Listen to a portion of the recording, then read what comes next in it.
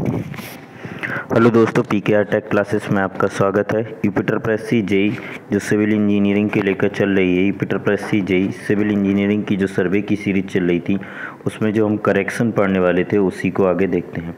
उससे पहले दोस्तों हमारे Telegram channel SRK civil engineering classes के नाम से है, उसे टेलीग्राम चैनल को ज़रूर ज्वाइन कर लें। हम डिस्क्रिप्शन में आपको लिंक दे देंगे। व्हाट्सएप ग्रुप पर ज़रूर जुड़ जाएं, जिससे आपको PDF और 10 क्वेश्चन 10 से 15 क्वेश्चन क्यूज के रूप में प्रतिदिन मिलेंगे।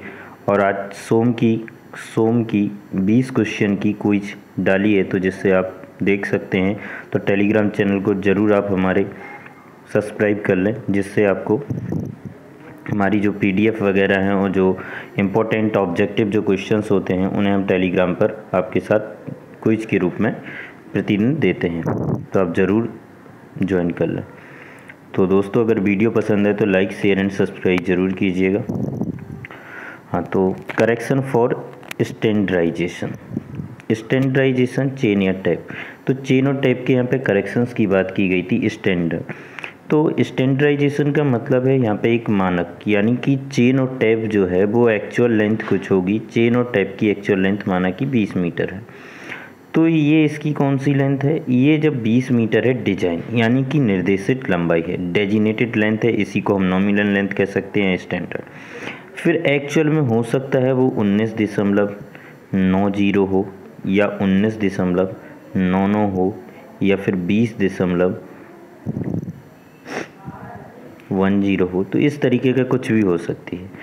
तो करेक्शन फॉर स्टैंडर्डाइजेशन चेन या टैप क्या होता है? तो करेक्शन क्या होता है? चेन और टेप की वास्तविक लंबाई, एक्चुअल लेंथ, यानी कि चेन और टेप की वास्तविक लंबाई जो आप मेजर्ड करेंगे, एक्चुअल लेंथ, उसकी निर्देशित लंबाई, डेजिनेटेड लेंथ या नॉमिनल लेंथ या स्टैंडर्ड लेंथ से भिन्न होती है। तो सीधी बात है, चेन या टेप की वास्तविक एक्चुअल लेंथ, उसकी डिजाइन लेंथ 20 मीटर से, या जो भी 20 या 30 मीटर की जो भी चेन या टेप होगा उससे डेजिनेट या नॉमिनल या स्टैंडर्ड लेंथ, कुछ भी कह सकते हैं, इससे भिन्न होगी। तो उसमें स्टैंडर्डाइजेशन करेक्शन की ज़रूरत पड़ती है, यानी कि उसे करेक्ट करना पड़ता है। तो इसी से रिलेटेड कुछ नोट्स हैं, इम्पोर्टेंट हैं, आप बिल्कुल याद रखिएगा। पहला, जब चेन और टेप की एक्चुअल लेंथ, उसकी वास्तविक लंबाई, उसकी निर्देशित लंबाई, यानी कि एक मानक लंबाई डेजिनेटेड लेंथ या स्टैंडर्ड लेंथ से छोटी होती है। क्या? जब चेन और टेप की एक्चुअल लेंथ, वास्तविक लंबाई, नॉमिनल लेंथ जो डेजिनेटेड लेंथ से है छोटी होती है। ठीक, एक्चुअल माना कि L' है। जब वो एक्चुअल L से छोटी होती है तो मेजर डिस्टेंस, वास्तविक दूरी अधिक होती है। मेजर डिस्टेंस वास्तविक दूरी से, यानी कि जो एक्चुअल दूरी है उससे अधिक होती है। तो ये क्लियर हो गया। जब चेन और टैप की एक्चुअल लेंथ, वास्तविक लंबाई, उसकी निर्देशित लंबाई से छोटी होती है तो मेजर डिस्टेंस उसकी वास्तविक दूरी से अधिक होती है। जब चेन छोटी होगी, वास्तविक चेन छोटी होगी, तो क्या कर रही होगी? वो क्या ज़्यादा माप रही होगी? क्या कर रही होगी? ज़्यादा माप रही होगी, तो मेजर डिस्टेंस अधिक होगी। तो एक चीज़ याद रखना, जब चेन छोटी होती है तो वो क्या करेगी? ज़्यादा मापेगी। तो वही चीज़ है। तो चेन की जो एक्चुअल लेंथ है वो L' इज लेस देन होना चाहिए, L' इज लेस देन और greater than D' is greater than D।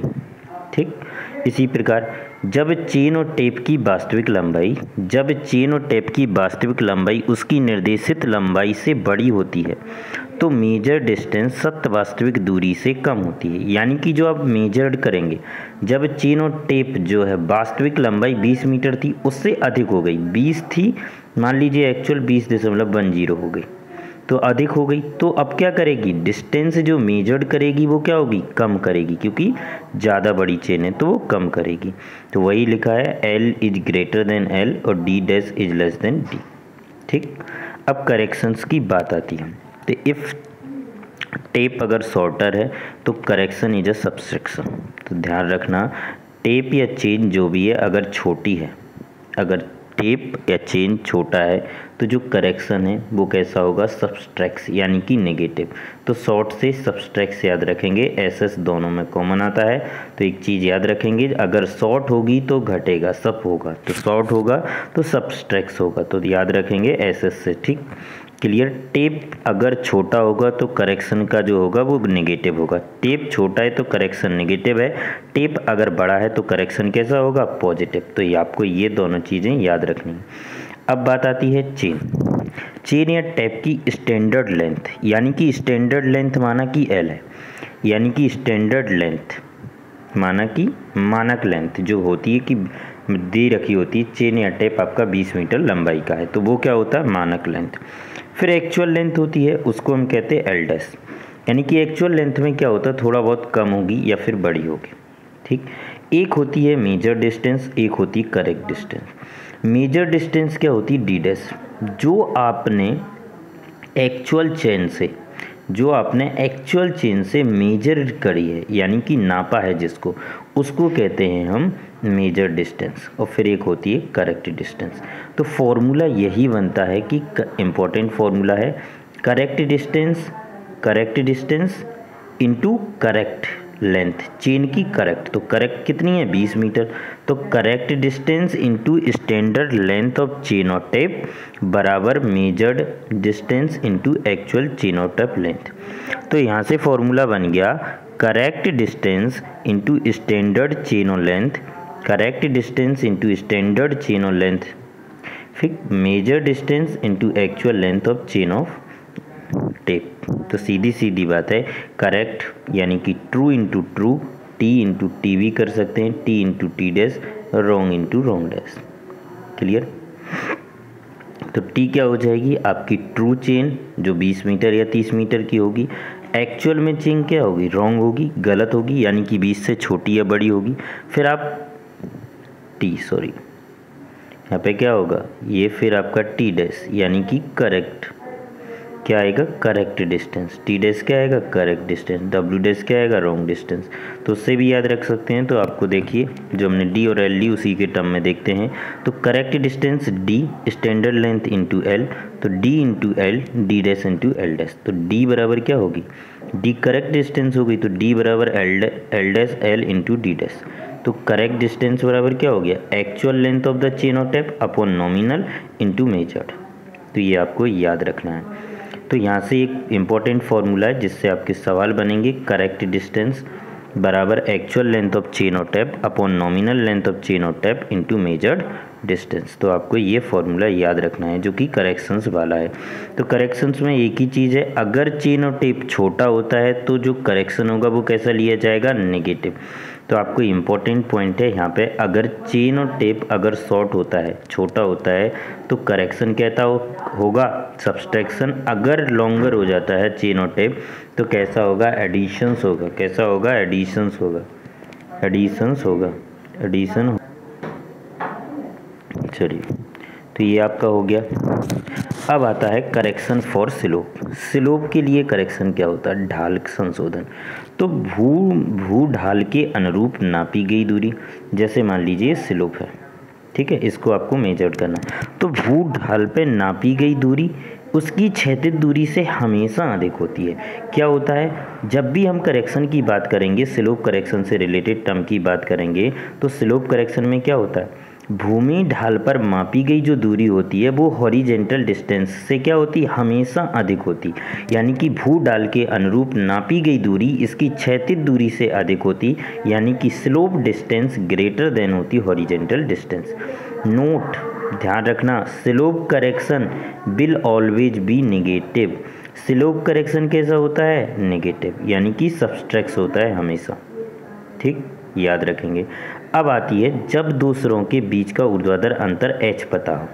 जब दूसरों के ऊर्ध्वाधर अंतर h पता हो और आपको ढालू दूरी दे रखी हो, ठीक, तो इसको डायरेक्ट, ये तो सॉल्यूशंस बताए हमने, तो यहाँ पे आप लोग डायरेक्ट याद रख सकते हैं h² अपॉन 2l नेगेटिव का होता है, क्योंकि करेक्शन हमेशा slope correction negative, so negative का साइन ले लिया, नहीं लेना है साइन तो कोई बात नहीं, आपको पता है स्लोप करेक्शन नेगेटिव का होता है, तो आप डायरेक्ट भी याद रख सकते हैं h² अपॉन 2l। तो यह ज़्यादातर याद रखेंगे h² अपॉन 2l, इससे न्यूमेरिकल भी सॉल्व होते हैं। जैसे वो कहते हैं कि वर्टिकल ऊंचाई दे रखी आपको और आपको चेन लेंथ दे रखी होती है, तो आप इस वाले फॉर्मूले में एच रख के और एल रख के आप सॉल्यूशंस कर सकते हैं। तो एक बार इसको डिस्क्रिप्शन में देखते हैं पूरा डिटेल में। तो जब रेखा के दोनों सिरों का ऊर्ध्वाधर अंतर h है और ढालू दूरी कितनी है l, तो क्या होता है देखिए। अब क्या आपसे कहा जाए ये आप ज्ञात कर दीजिए, आप क्या करिए ये आप ज्ञात कर लीजिए। तो आप क्या करेंगे, एल स्क्वायर कर्ण है, ये क्या है कर्ण, तो एल स्क्वायर में से अंडर रूट एच स्क्वायर घटा देंगे, L square minus under root H square घटा देंगे। ठीक, तो स्लोप करेक्शन क्या होता है, तो ये दूरी आ गई और ये नेगेटिव की होगी, किसकी होगी, नेगेटिव होगी। ठीक, क्योंकि हमने एल घटा दी। तो हो क्या गया, वैसे करेक्शंस में क्या होना चाहिए था, अगर ये हम ले लें कि करेक्शन पॉजिटिव, आपका जो आंसर है वो पॉजिटिव लाना है, तो क्या करते हैं, ढालू दूरी अधिक होती तो एल माइनस क्या होगा आपका under root L square minus H square. ठीक, कुछ भी कर सकते हैं। तो सी एस बराबर under root L square H square minus L square लिख दिया। तो अब इसका 1/2 पावर ये जी, अब एल स्क्वायर यहाँ से कॉमन ले लिया तो बाहर आ जाएगा, तो एल आ जाएगा बाहर, तो ये एच स्क्वायर। तो ये सीरीज खोल देंगे ओपन यहाँ पे, क्लियर, सीरीज खोल देंगे तो ये टर्म्स आपके निकल के आ जाएंगे। तो आपको कुछ ज़्यादा याद नहीं रखना है क्योंकि एल कॉमन लेके यहाँ से काट देंगे। तो आपको एक ही पॉइंट याद रखना है कि एच स्क्वायर अपॉन 2l, उसके बाद होता है एच की power 4 upon 8l3, neglecting order in. तो जो स्लोप करेक्शन होता है वो एच स्क्वायर अपॉन 2l। तो आपको स्लोप करेक्शन कैसा होता है, हमेशा नेगेटिव होता है और कितना होता है, एच स्क्वायर अपॉन 2l होता है। आगे देखते हैं सेकंड केस में, अगर आपको ढालू कोण पता हो, यानी कि आपको क्या पता हो, ढालू कोण, यानी कि आपको हमने थीटा दे दिया, तो ये आपकी एल है, तो ये क्या होगी एल कॉस थीटा। तो आप क्या करेंगे, क्षैतिज दूरी कम होती है, तो यही कहा गया, तो L minus L cos theta हो जाएगा। तो एल कॉमन ले लिया, 1 माइनस कॉस थीटा, यानी कि स्लोप करेक्शन क्या हो गया, L minus 1 minus cos theta, L into 1 minus cos theta. लेकिन कैसा होता है, साइन तो हमेशा नेगेटिव का होगा, लेकिन यहाँ पे हमने पॉजिटिव लिखा। तो ऐसे ही सी एस बराबर एल टू एल स्क्वायर। अब कॉस थीटा की हमने वैल्यू रख दी, कॉस थीटा बराबर क्या होता है, कॉस 2 थीटा का ज़्यादातर सभी ने फॉर्मूला पढ़ा होगा। कॉस 2 थीटा का क्या फॉर्मूला होता है, कॉस 2 थीटा का जो फॉर्मूला होता है वो क्या होता है, 1 minus 2 into sine square theta.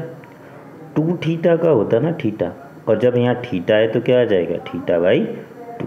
तो clear, 1 minus 2 into sine square, लेकिन उसके पहले माइनस लगेगा, ये प्लस हो जाएगा, तो फिर क्या हो जाएगा, 1 में से बन जाएगा जी, तो 0 हो गया, और ये क्या बचेगा 2 साइन स्क्वायर थीटा। तो फॉर्मूला क्या बन गया, 2l साइन स्क्वायर थीटा। तो आपको स्लोप करेक्शन में 3 फॉर्मूले याद रखना है।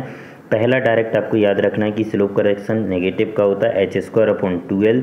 दूसरा l into 1 minus cos theta. तीसरा रखना है आपको 2l into sine square theta.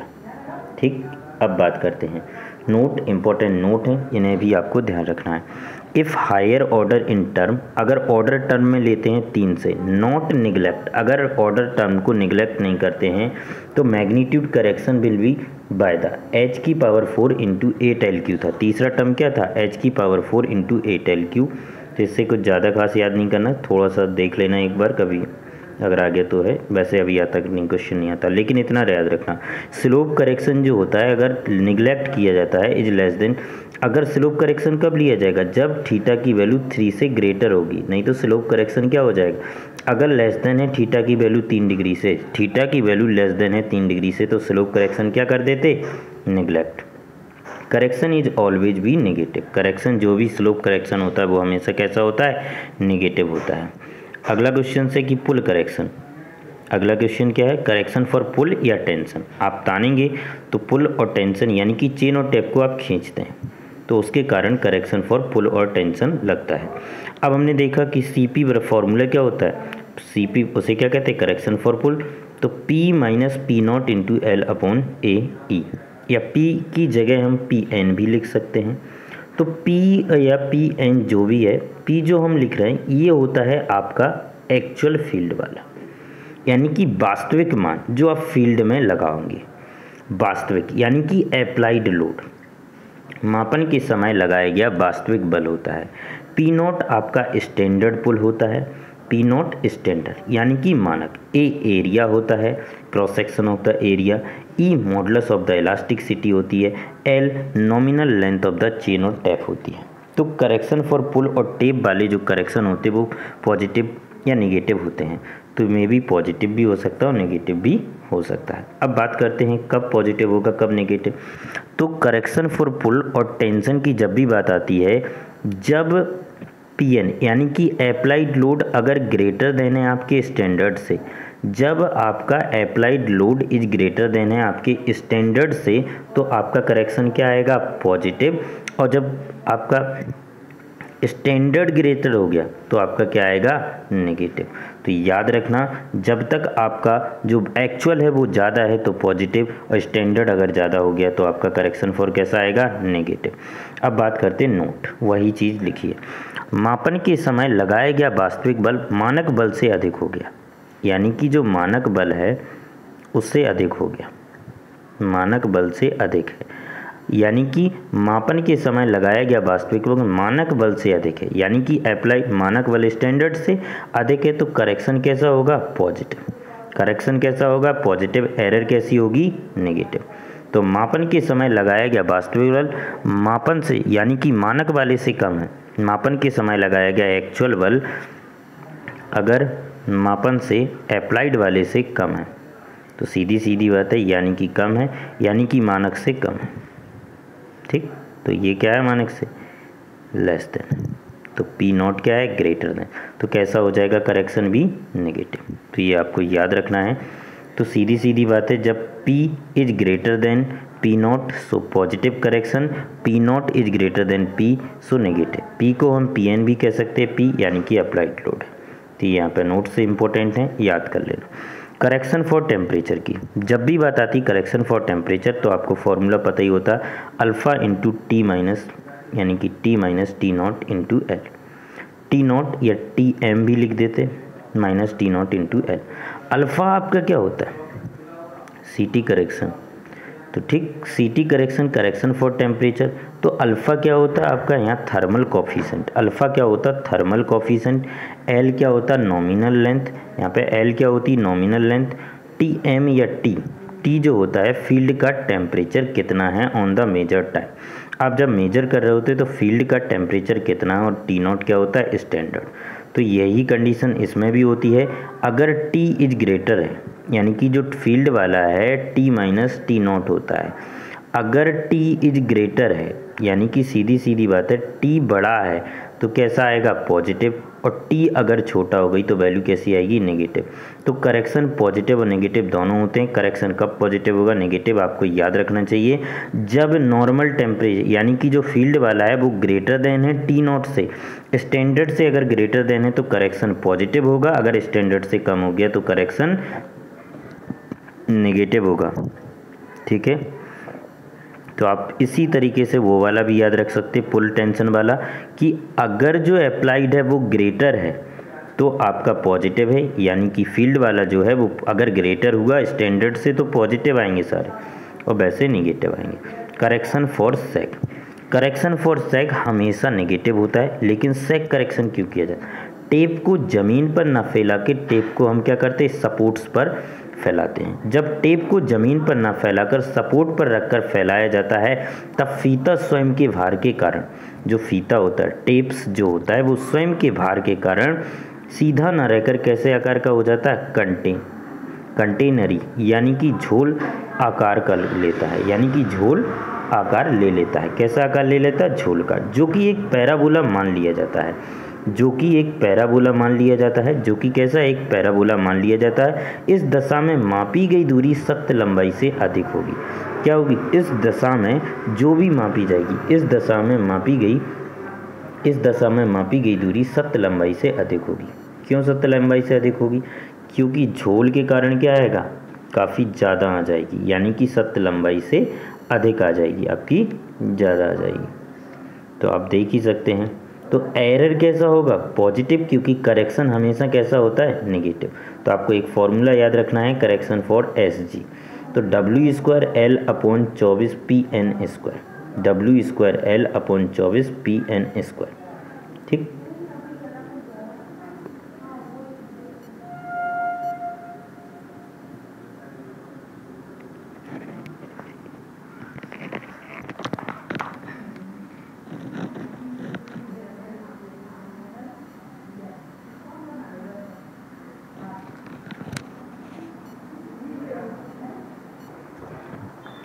तो आप देखते हैं कि सेक करेक्शन बराबर होता है W²L/24 यहाँ से आपका डायरेक्ट फॉर्मूला पूछ लिया जाता है और एक और पूछा जाता है। ये जो W है ये क्या होता है? तो कैपिटल W होता है W इंटू स्मॉल l, यानी कि वेट पर यूनिट लेंथ पर कितना होता है। Capital W weight per unit length पर कितना होता है और ये W जो होता है वो वेट। तो याद रखना एक और हो सकता है कैपिटल W बराबर W इंटू L²। तो यहाँ क्या आ जाएगा W और फिर L क्यू हो जाएगा अपॉन 24 PN² भी हो सकता है एक फॉर्मूला। तो ये एक चीज़ याद रखेंगे, आप थोड़ा सा याद कर लेंगे। तो अब इसी करेक्शंस को हम किसके बराबर रख देंगे? जो अप्लाइड वाला है यानी कि टेंशन के कारण, तो उसके बराबर रख देते हैं। उसे सॉल्व करके PN के आंसर्स आ जाएंगे। अगला क्वेश्चन है कि correction for mean sea level. Mean sea level आजकल जो अपना समुद्री लेवल लिया जाता है, पहले कराची से लिया जाता था, अभी बॉम्बे हाई से लिया जाता है। जो अपना समुद्री लेवल है यानी कि मीन सी लेवल अपना पहले जब आज़ाद भारत नहीं हुआ था 1935 वाला, तो जब कराची में लिया जाता था, लेकिन अभी अब कौन सा लेते हैं हम? बॉम्बे हाई से। तो अभी अपना जो मीन सी लेवल लिया जाता है वो बॉम्बे हाई से लिया जाता है। ठीक, तो इसमें भी देखते हैं करेक्शन फॉर। तो आप लोग एक डायरेक्ट फार्मूला याद रख लीजिए, CMSL बराबर LH इंटू R। अब थोड़ा सा देख लेते हैं, एक बार पहले चित्र को समझते हैं। क्या है? एक नॉर्मल समुद्री लेवल है, मीन सी लेवल है जिस पर एक चाप की लेंथ बता रहे हैं। आपको ले रहे हैं एरिया, तो वहाँ पे चाप त्रिज्या कितनी है? मान लीजिए उसकी त्रिज्या R है। अब मीन सी लेवल पे बात कर रहे हैं तो त्रिज्या R है और मीन सी लेवल की लेंथ पता कर ली। फिर h ऊंचाई दूरी पर और ले लिया तो लेंथ कितनी हो गई? L। तो ये लेंथ LSML है और ये कुछ और है। तो अब क्या करेक्शन करना पड़ेगा? दोनों लेंथों में कुछ डिफरेंट होगा, तो उन डिफरेंट को पूर्ति करने के लिए क्या करेंगे? करेक्शन, यानी कि CMSL बराबर, यानी कि correction for MSL। Correction for MSL का जो होगा, तो करेक्शन क्या होता है? ट्रू वैल्यू में से मेजरमेंट वैल्यू जाएगी, और ट्रू वैल्यू कितनी है? LSML। फिर उसमें से कितनी जाएगी? मेजर्ड वैल्यू L जाएगी। अब हम बात करते हैं थोड़ा सा कोण बराबर चाप बटे त्रिज्या का। तो कोण बराबर चाप बटे त्रिज्या, तो पहला थीटा बराबर क्या होगा? LMSL upon R। तो LMSL बराबर क्या हो गया? थीटा इंटू R, या R थीटा, तो R इंटू थीटा हो गया इसकी जगह। अब इसकी जगह क्या होगा? R प्लस H, तो R plus H into theta हो जाएगा L के इक्वल। तो अब इसको सॉल्व करेंगे तो माइनस R इंटू थीटा आएगा, तो R minus theta into H minus theta आ जाएगा। कितना आ जाएगा? H minus theta. H is less than R है। ठीक, अब हम जानते हैं थीटा बराबर क्या होता है? कोण बटे चाप बटे त्रिज्या। तो L अपॉन थीटा बराबर हम क्या लिख सकते हैं? L upon R plus H भी रख सकते हैं। तो थीटा बराबर हमने रख दिया L upon R plus H। हमने यहाँ से H कॉमन ले लिया नीचे से, तो H से H कट गया, तो ये L आ गया। चूँकि H की वैल्यू R के रिस्पेक्ट में बहुत छोटी है तो उसको छोड़ देंगे। जब करेक्शन करेंगे तो उसको क्या करेंगे? ये जो वन है रिस्पेक्ट में, क्योंकि R की वैल्यू बहुत बड़ी है H के, तो ये जो वन है कुछ ज़्यादा इफेक्टिव नहीं होगा, क्योंकि समुद्र की आप लोग नॉर्मल जो हमारी पृथ्वी की त्रिज्या होती है वो कितनी है? 6350 किलोमीटर। तो वहाँ वो वन का कोई इफेक्टिव नहीं होगा लगभग। तो हम सीधी बात है CMSL बराबर कितना हो गया? Minus LH upon R। तो आपको याद रखना है कि जो मीन सी लेवल करेक्शन होता है उसमें होता है L into H into R। तो H क्या होती, R क्या होती, L क्या होती है, क्लियर कर लीजिए एक बार। डायरेक्ट रखेंगे, इससे क्वेश्चंस आपका न्यूमेरिकल में SSC JEE में पूछा गया ऑब्जेक्टिव पर्पज से। तो L into H into R, तो LH अपॉन R। R क्या है? आपकी त्रिज्या है, L क्या है? चाप है, और H क्या है? त्रिज्या से ऊपर की ऊंचाई। तो ये चीज़ याद रखेंगे। ये करेक्शन हमेशा ऑलवेज भी नेगेटिव होता है। कैसा होता है? नेगेटिव। तो आप याद रखेंगे इस मीन सी लेवल करेक्शंस को थोड़ा सा। इसके बाद आती है limiting length of the offset. Limiting length offset क्या होती है? मैक्सिमम लेंथ जो एरर होती है इम्पॉर्टेंट पॉइंट हैं, ये 3 पॉइंट ही हैं इसमें। मैक्सिमम लेंथ जो एरर की होती है वो 0.025 सेंटीमीटर ऑन पेपर। पेपर पर जो लेंथ में मैक्सिमम एरर हो सकता है वो कितना होता है, 0.025 सेंटीमीटर। इन द मैक्सिमम जो लेंथ होती है ऑफसेट की अलाउ करती है चेन पर डू इज विच, यानी कि मैक्सिमम लेंथ जो ऑफसेट की होती है वो चेन सर्वे पर अलाउ करती है no error reflected on map, कोई एरर नहीं होना चाहिए रिफ्लेक्टेड टू द मैप।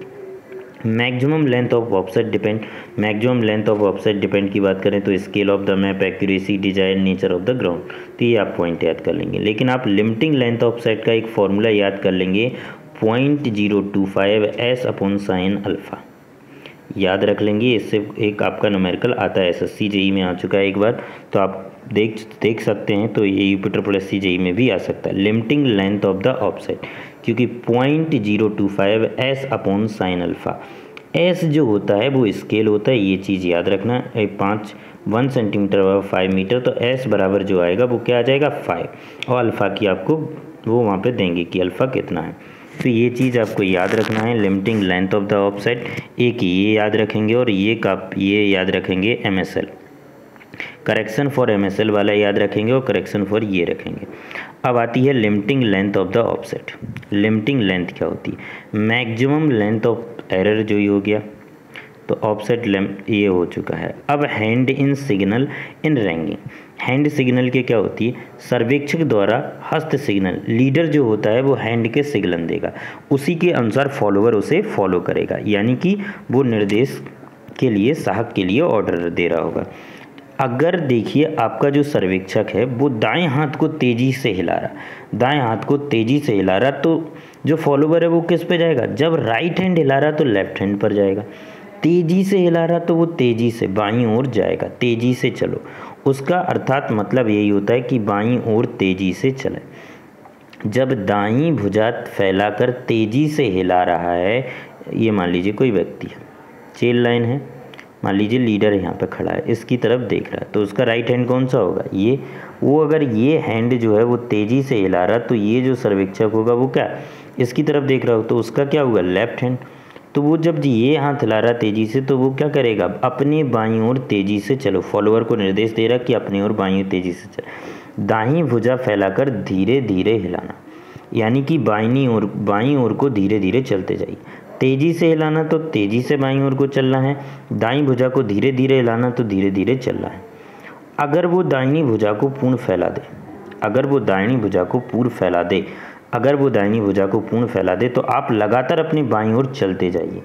दाईं भुजा को ऊपर करके दाईं ओर फैला दे, यानी कि दाईं भुजा को ऊपर करे, सबसे पहले अपने सर के ऊपर करे और फिर फैला दे, समझ रहे हो। तो दंड को गाड़ने के लिए, यानी कि आप जो रैंगिंग रॉड लिए होंगे उसको वहीं गाड़ दीजिए।